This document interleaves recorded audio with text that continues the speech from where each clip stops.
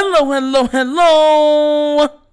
You're tuning into another episode of The Wunderkind Show. Today's second topic, First Take says that the Ravens offense is nothing to be wary of.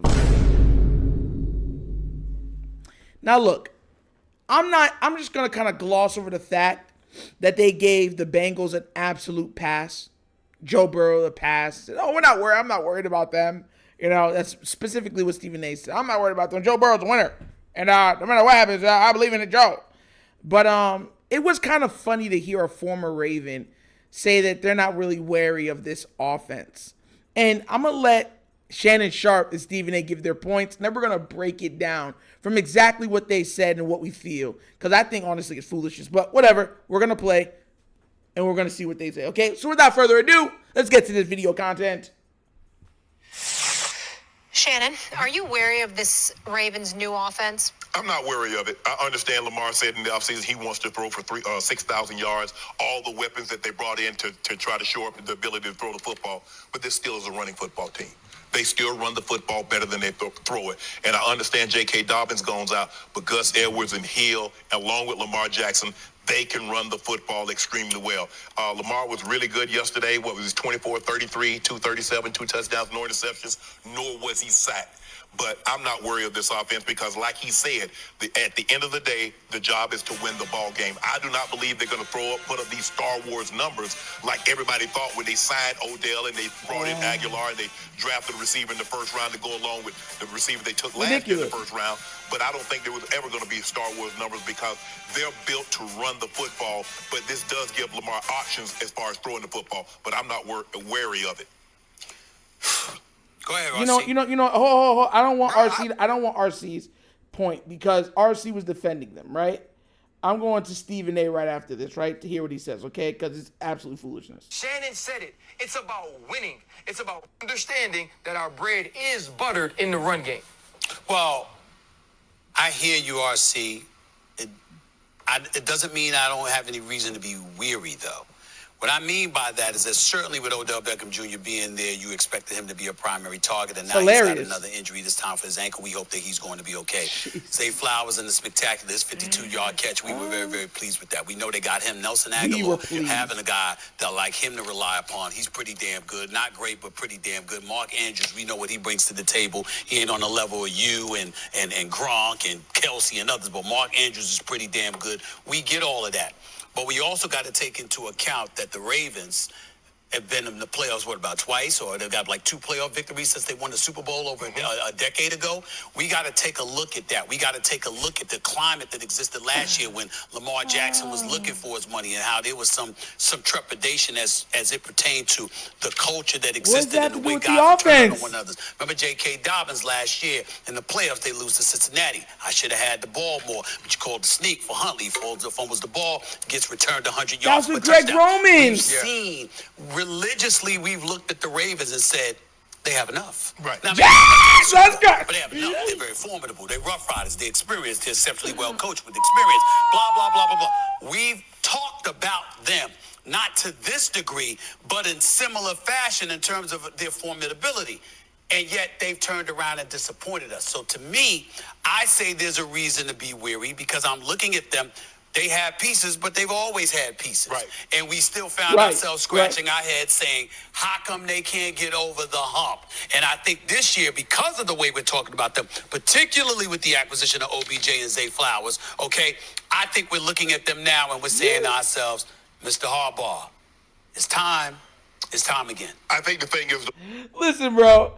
I swear to gosh, man, them takes are horrible. Get that out of here, bro. So his excuse for us not being that our offense shouldn't be wary of us, you know what I'm saying, and stuff like that is because of last year with Greg Roman, the guy that you guys kept making excuses for, and not for Lamar.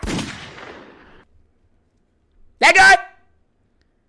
And we're not even taking into consideration that Lamar the last 2 years was an MVP vote starting out the year also. So this man saying all of these things and correlating it to, well, the Ravens have always had everything and they let us down. Oh, you're a liar. You're a Steeler fan. Why you keep lying like that? Steeler slap, iron slap. Oh, you know you lying. And listen, Stephen A. Smith is a Steeler fan. I want to make sure y'all understand this. He is a Steeler fan. So when you hear him using nonsense, right, to dictate his false attitude towards the Ravens, that's where it's coming from. He doesn't want them to succeed. You understand where I'm coming from? Everybody understand it's an AFC North thing. You know what I mean? Because when you have a Steeler guy spitting out stuff for the Ravens, it's always going to be bad. But what makes it worse was Shannon Sharp, because he's always been against this offense as long as it's been run by Lamar Jackson. He's multiple times says that he's very inconsistent. He can't throw the ball that well, certain stuff like that. These are the things that he has said. Go back and look at the tape. So, you know, I'm laughing at them saying that this offense won't be enough. Look, let me be real with you, okay? All the Ravens had to do, even before the problem, was spread it out. Lamar's best games have came when the Ravens have spread it out. That you can't even argue it. It's fact. Every time the Ravens have allowed Lamar to run up-tempo and spread out teams, he was literally and utterly unstoppable. But do you see the words, the verbiage that they use to discredit the Ravens already? But a later segment, they use every single one of those reasons to absolve Joe Burrow for any wrongdoing or falsehoods for the loss that he had taken versus the Ravens. All you hear is excuses. Oh, his calf is hurt. He's rusty. He didn't play in the preseason. Oh, his offensive line ain't that great. You know, the defense should give more. Jamar should give more. Bro, I'm so sick and tired of the uneven grading system that they put these QBs on based on, you know, how much you like them or not. The same guy named Stephen A. absolutely loves Justin Herbert. This is why in the last couple videos ago, I specifically pointed out, you know what I'm saying, the hypocrisy when you are dealing with the Lamar and you bring in a Justin Herbert and a Joe Burrow and these other guys and a Josh Allen. He's not graded on the same scale, but more is expected. For Stephen A. to come out the side of his mouth to say that the Ravens always had everything to win, it's laughable. Laughable. And the reason why it's laughable, because he's the same person that has said multiple times that the Packers have never given Aaron Rodgers enough around him to be as successful as he truly could have been. He kept saying as a singular talent, Aaron Rodgers was the greatest quarterback he's ever seen with his two eyes. But he said the Packers never gave him the proper surrounding talent to be truly special, truly one of one, truly the best of all time. In other words, the GOAT. It's funny how Lamar has enough. You remember, listen, y'all ever watch Friday and when Day-Day's mother, not Day-Day, Smokey's mother was like, go get me some smokes from the corner store, and she gave him $1. And he's like, this ain't even close to being enough. And she looked at him and said, make it enough. That has literally been the offense when Lamar has been leading it in Baltimore.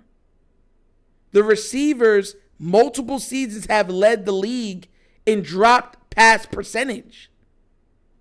They've been terrible. And on top of being terrible, they've been injured. So what are you trying to say now? It's like, so now they're playing but we don't really fear them.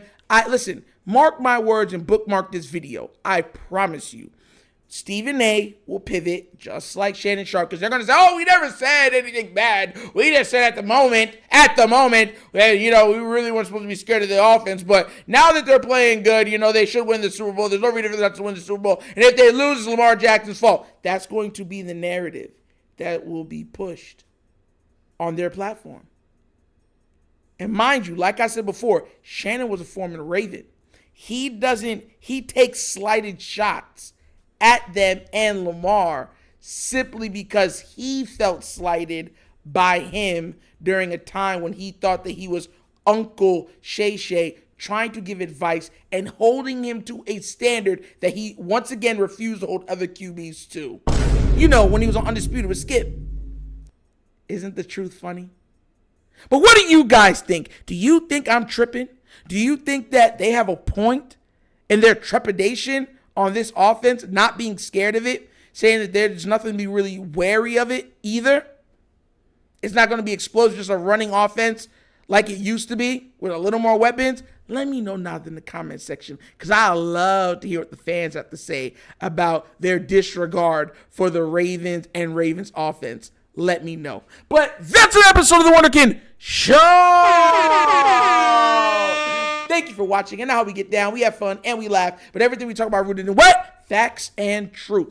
Please do remember, like, subscribe, hit the notification bell, leave a comment. You know I do love the comments. And if you have not done so already, check out The Wunderkind Show's Patreon. Yes, 3 tiers of absolute content goodness ready for your consumption. Check it out. Let me know what you think. And if you just want to donate to help out the channel or even help with equipment and stuff like that along those lines, bottom of the screen, QR codes to a Cash App. Cash App located in the description of every video that we do. And the name of it is The Wunderkind Show. Super easy. But once again, this is The Wunderkind Show. This is your host, Nitro, signing off. And as always, you know my slogan. Peace. And I am out of here. Yerp.